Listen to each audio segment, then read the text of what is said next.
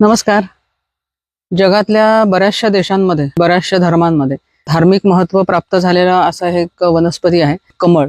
ज्यावेळेला एखाद्या वनस्पतीला धार्मिक महत्व प्राप्त होतं त्यावेळेला ती वनस्पती अतिशय युनिक असते. नुसतीच युनिक नाही, तिचे अनेक फायदे असतात.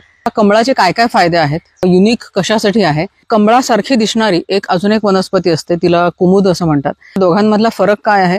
आणि कमळामधून एक अतिशय एक्सपेन्सिव्ह असं एक लोटस सिल्क नावाचा एक धागा निघतो आणि तो धागा आज आपल्याला आपण काढून बघणार आहोत.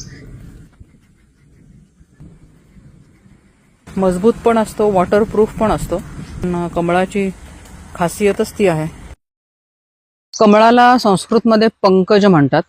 पंक म्हणजे चिखल आणि ज म्हणजे जन्मलेलं, म्हणजे चिखलातून जन्म ज्याचा होतो ते पंकज. साधारण 6 फुटाची उंच खोल अशी ती टाकी आहे. 1/4 एवढा भाग त्याच्यामध्ये चिखल आहे.